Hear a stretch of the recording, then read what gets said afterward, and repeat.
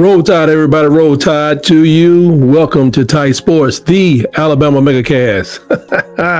Yes, right. We had a little name change. As you know, a battle is ensuing at the capstone for a quarterback. It almost seems like one of those loser leave town matches. And we just want to take a look at who is competing. With the only film that we do have, most of it's high school film, but I think you may see flashes of things you may want to see on the field for the University of Alabama in the 2025 season. So in this loser hit the portal match, I guess we would call it, I'm rooting for Ty. I'm rooting for Ty for consistency, but you know, Austin Mack is definitely not a punk.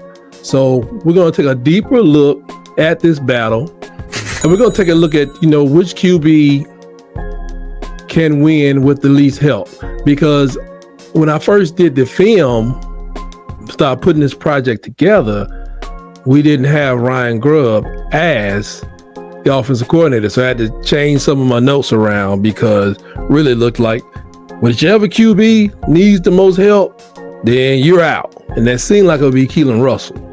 But things can change. But with Ryan Grubb, if he sees things or whatever, you never tell him we can come up with. Keelan Russell could very well be the starter, but you can't beat experience. You can't beat leadership. You can't beat loyalty in the locker room.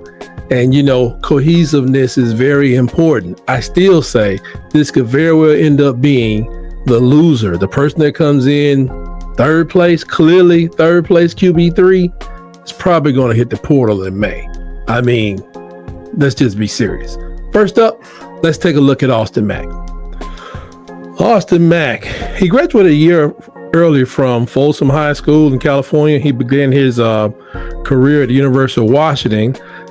While he was at Folsom, he helped to lead the team in his only year starting to a 12-2 record, which he won the St. Joaquin Division. I can't pronounce that right. But as you'll see with him, he definitely has a great arm. He finished 269 of 382. That's 70.1% completion percentage. About 3,500 yards and 40 touchdowns, y'all. 40 touchdowns, only 5 interceptions. In 14 games, 5 interceptions. I like those numbers, but we know it's high school. Just taking a look at him.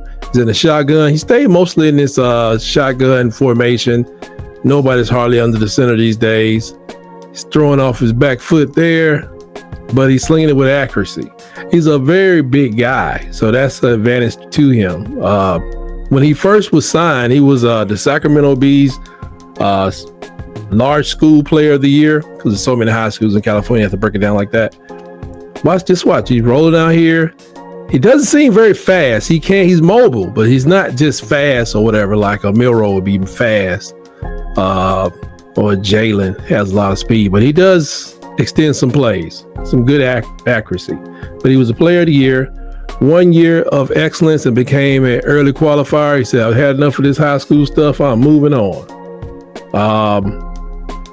He played in one game in Alabama. That was against Mercer. He was 2 for 3. He threw a nice pinpoint touchdown to the front corner of the end zone. I think that was to Rico Scott. But he has some like I said, he commands the huddle. Like I said, with his size alone. If I'm not mistaken, he's 6'4", probably 215. He's not skinny, but he looks like a growing young man. I think Ryan Grubb has said that when they first recruited him over to Washington, they expected him to spend some time with Michael Penix, and pick up some things. And from what he saw while he was there, he was doing just that. He was growing in that direction. And since he's returned to join Alabama, he says that Austin Mack is developing into an excellent quarterback. And there's the thing, folks. I mean, this is the kind of guy. He has that extra year because he came out of high school early, but if he doesn't have to sit on the bench, and even with me reviewing this footage right here, you never know when somebody just comes in and be like, hey, Austin, how would you like to make $500,000 to come to our school. It's really funny. He was recruited by a smaller school. I think it was Sacramento State, to be honest. And then he just went from there to Washington, and then he transfers because Grubb told him to go ahead and go with the boy. You know what I'm saying? That he could really develop under him. And it would be a good match. And now we're here. He's in the middle of a QB battle. That's the first thing. He's in the middle of a QB battle at a school that maybe he doesn't get to without the coaches coming over from Washington. But you just take a look. It's pretty much a wide open passing system. I don't know how much. That was a good escape right there.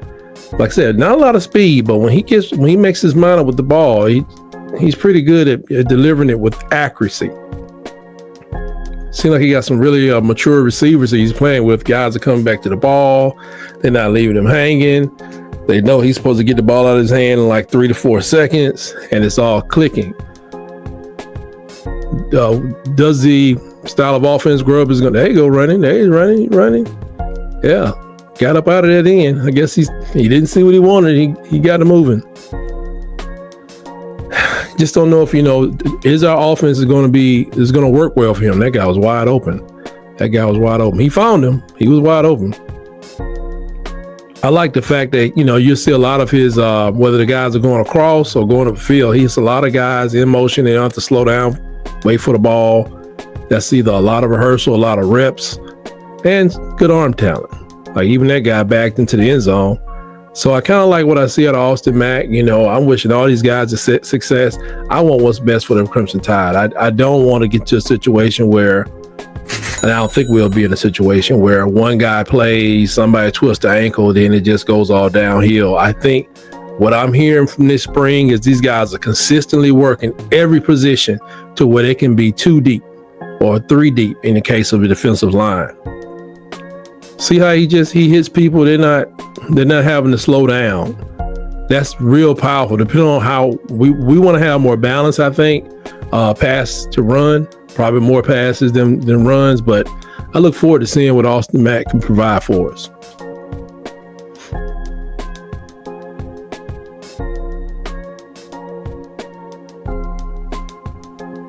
That's nice. It's more the same. Hit him across the middle. He had to reach up. He didn't have to stop. Boom. There again. The guy's in motion. When you can hit that receiver in motion, they get a lot faster. Well, a little faster in college, but if you can do that with some, real ability and talent and some accuracy, that's all we need, folks. I mean, are we going to be throwing the ball 70% of the time? Off the top of my head, I'm going to say no. I think we're going to get more. Look at that. That guy's still moving. That's off his back foot. That was the play from earlier. Off his back foot, still moving. But I like what we got going with young Mr. Austin. Look at hitting people. He's hitting people in stride. I know we're looking at all the great throws, but when you consider the guy that threw the ball and that many times and he didn't have that many picks, he only had 5 picks. That's pretty good. That was a guy sitting down in the zone, but that's just awesome. So nothing else. At least we know we have a very good contender in young Mr. Austin Mack. I like what I see. I hope you do too. Let me know in the comments what you think. If you know anything else about Austin Mack that I didn't mention here today, let me know. I'll be glad to hear from you. I like it. Roll, Tide, roll.